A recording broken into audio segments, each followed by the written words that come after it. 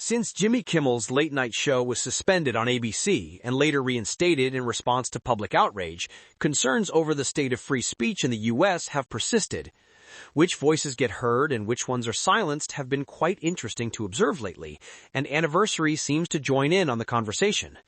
Directed by Jan Komasa, the same Polish filmmaker behind Good Boy, this political drama follows a tight-knit family whose relationship is tested when one of their own begins to date a woman with a radical ideology. What at first glance seems to be a revenge thriller quickly transforms into a gloomy commentary on the true meaning of democracy and what happens when rights and freedoms are suddenly non-existent.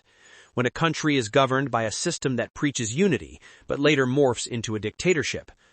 Although the set of circumstances in the film is far from what's happening right now, it puts things into perspective, even if in a flawed way. What is Anniversary about? The film opens with a celebration, as Ellen and Paul Taylor commemorate their 25th anniversary, joined by their 3 daughters, their son, and their close friends.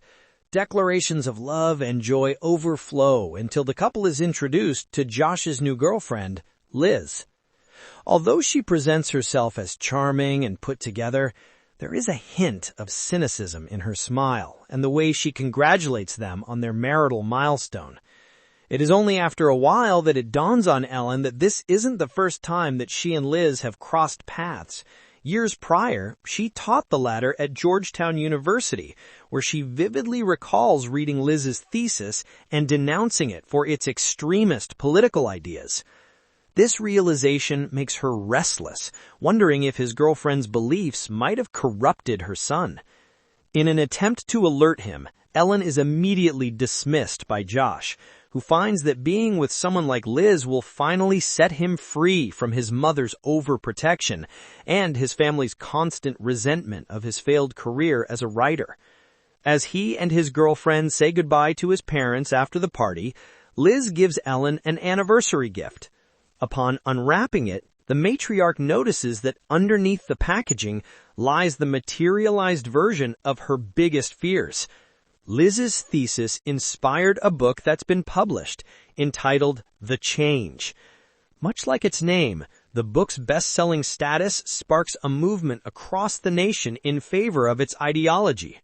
From what is vaguely explained in the film, The Change preaches the notion of a country no longer divided by 2 prominent political parties. Instead of having families torn apart over their diverging views on conservatism and liberalism, the book presents the idea of a united nation where everyone shares the same beliefs and pledges their oaths to an alternate version of the U.S. flag. Instead of the blue square filled with the stars representing each state being placed at the top corner, this iteration has it strategically placed in the middle of the red and white stripes. Ellen's worry over her son's relationship soon converges into a greater concern about the fate of democracy. Anniversary offers a pertinent look at democracy under threat. Anniversary is anything but subtle in its exploration of a totalitarian regime. The spread of the flag might be the first sign of an imminent shift here, but soon enough, the Taylors are forced to behave with caution even within their own home. Aside from Ellen displaying her rage against Liz and the revolution she ignited, Josh's siblings do not fall short in denouncing who their brother has become ever since marrying the leader of an alarming movement. Particularly, Josh's sister, Anna, is a comedian known for being brutally honest on stage. It doesn't take long for her vocal stance against the change to come back to haunt her, proving that sometimes the first people to be attacked when freedom of speech is under threat are comedians, followed by professors and journalists. The film showcases the gradual effects of people being silenced for having opposing views from the masses, especially as the restrictions grow and there is less and less room to think differently. Komasa's direction provides a stark comparison between the exposition and the resolution, allowing viewers to notice how the characters are individually affected by Liz's message being federally implemented. Ellen's level of confidence and the respect she's garnered from faculty and students vanish over time as she caves into the government's demands. Josh, who starts harmless and somewhat desolate, loses every ounce of empathy he has ever had after marrying Liz. Even Bertie, The youngest and most reserved member of the Taylor family goes through an internal shift. Although Anniversary does make viewers reflect on its political theme by observing the reverberations that the change inflicts on this family, the film isn't clear about what motivated the events that unfold throughout its runtime.